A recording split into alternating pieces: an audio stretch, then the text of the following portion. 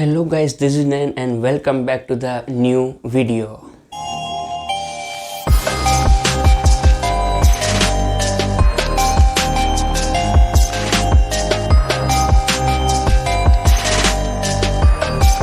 तो फ्रेंड्स, ये वीडियो है माइटी हायाबुसा के बारे में। और हायाबुसा के कई सारे मॉडल्स हमारे इंडिया में लॉन्च हो चुके हैं। कई सारे मीन्स के एक से ज़्यादा, यानी कि कितने हुए? 2।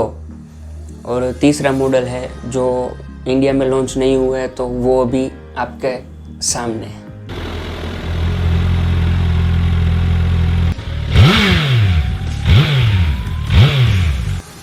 तो फ्रेंड्स, इस मॉडल में और इस मॉडल में, यानी कि हायाबुसा पहले से ही जानी जाती है अपनी टॉप स्पीड के लिए और सस्टेनेबल अपनी जो स्पीड, यानी कि अपनी जो भी क्वालिटी दी हुई है, सारी चीज़ें कंसिस्टेंसी है।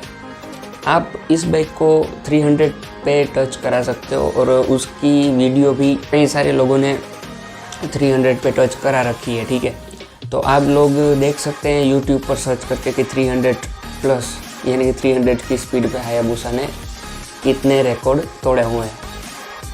तो ये मॉडल दूसरा वाला है, इससे इसका पहले वाला मॉडल भी एक है। और हायाबुसा है तो ब्रांड नेम समझ लो कि हायाबुसा एक ब्रांड है, ठीक है।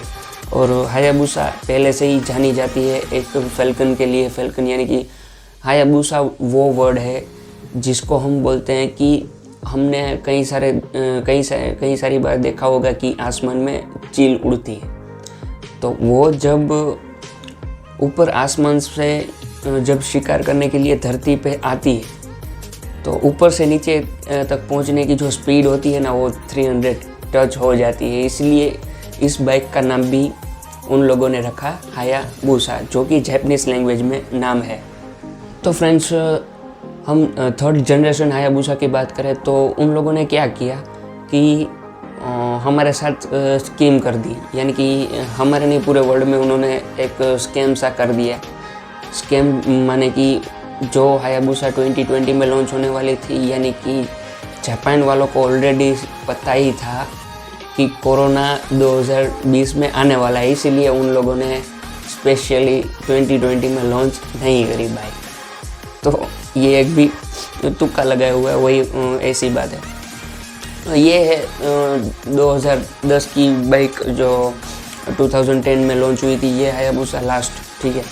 इससे पहले लॉन्च हुई थी 1999 में, और वो भी उसके समथिंग हम लोग 1990 में 10 साल की 10 मॉडल वो भी हो गए, 10 साल ये भी हो गए।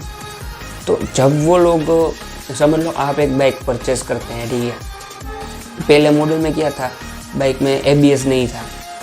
फिर उसने 2nd generation face lift launch किया था। उसमें क्या बाइक के माइनर चेंजेस करके, माइनर चेंजेस माने के देखो, ये हेडलाइट है तो हेडलाइट का शेप अलग थोड़ा कर दिया, इंडिकेटर से उसका शेप अलग कर दिया, यानी कि थोड़ा बाइक को शार्प बनाया। और शार्प बनाने के बाद भी ये पूरी की पूरी देखो एक हार्ड पीस लगती है, ठीक है। हार्ड एक, जैसे कि आप चलोगे कि आपको ऐसा नहीं लगेगा कि ये कई चिल्ला चालू कंपनी की हम बाइक चला रहे हैं।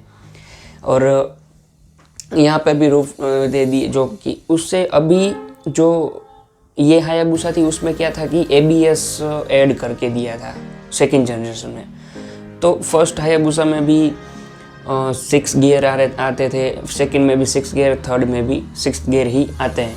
लेकिन डिफरेंस कहाँ पर है फ्रेंड्स, यानी कि डिफरेंस वो चीज़ होती है कि समझ लो कि अब एक कार होती है, उसको अगर हम अपडेट माने तो अपडेट में कुछ तो अच्छी चीज़ें मिलनी चाहिए, ठीक है। तो ये तीसरी बार हायाबुसा के फैंस को भी पेट भर के उन लोगों को फीचर्स दिए हैं। तो फीचर्स क्या है वो हम देख लेते हैं। तो फीचर नंबर 1 कि बाइक का पूरा लुक एकदम से चेंज, ये फेस आपके सामने। सेकेंड थिंग कि बाइक ऑलरेडी जितनी बड़ी है उससे और ज़्यादा बड़ी की है, यानी कि ब्रॉड वे में, यानी कि जो आगे का व्हील है और पीछे का व्हील है उसके बीच में भी गैप बढ़ा दिया गया है।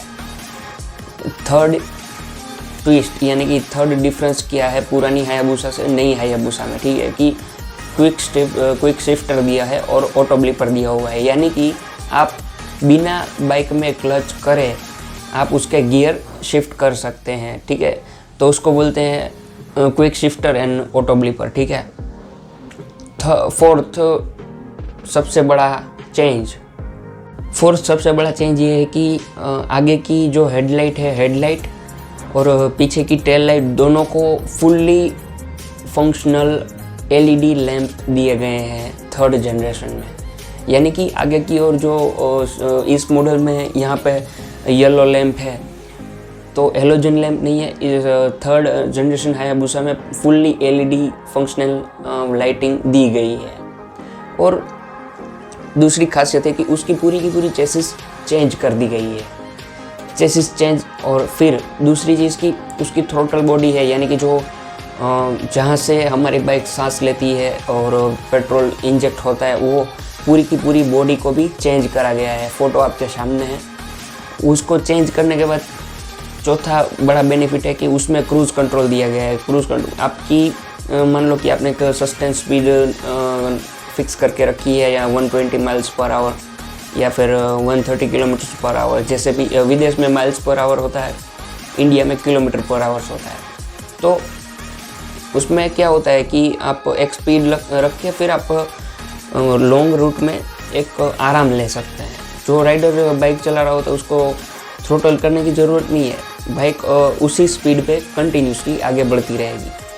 4th डिफरेंस है कि अलग अलग स्टेज में आप इंजन ब्रेकिंग को यूज़ कर सकते हैं 1 से लेकर 10।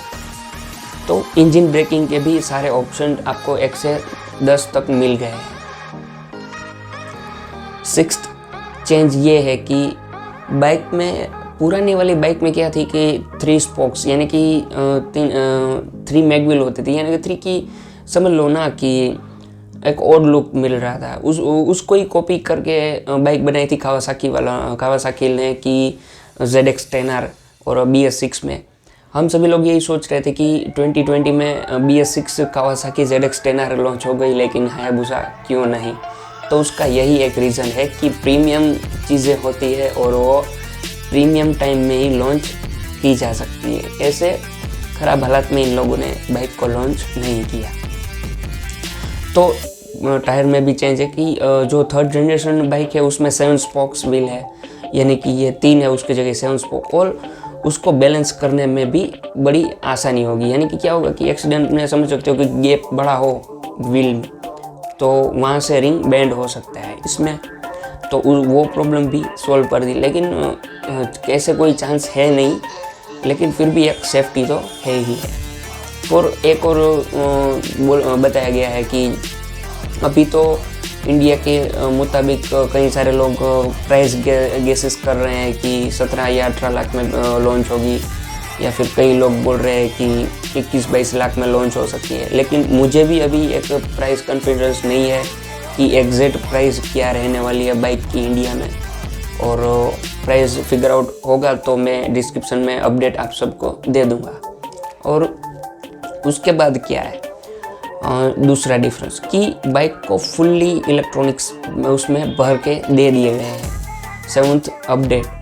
और अभी तक कई सारी जो कंपनीज है उन्होंने इसके एग्जॉस्ट नहीं करे होंगे। तो यानी कि अभी एक वीडियो बाहर आई थी और उस वीडियो में ये उसका थंबनेल है, तो उसमें क्या था कि एक ब्रांड ने उसके एग्जॉस्ट चेंज करके उसकी आवाज़ को किया था। तो उसकी आवाज़ भी आपको मैं यहाँ पे वीडियो देकर सुना देता हूँ।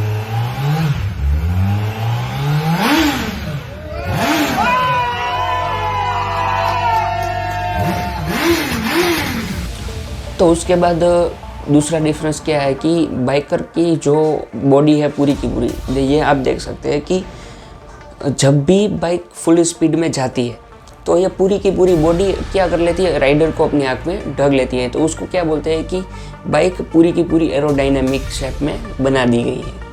तो एक इससे पहले भी एक ये कन्वर्सेशन हो रहा था कि बाइक जब 2nd जनरेशन लॉन्च हुई थी तब क्या था कि प्राइस 18 लाख से स्टार्टिंग थी, और फिर 1 साल या 1.5 साल के बाद 15 लाख में बिकने लगी। फिर 6 महीने और 1 साल के अंदर अंदर वो यानी कि 2 साल के बाद बाइक की प्राइस समथिंग समझ लो ना कि 15.5 लाख 15 लाख तक ऑन रोड आने लगी थी।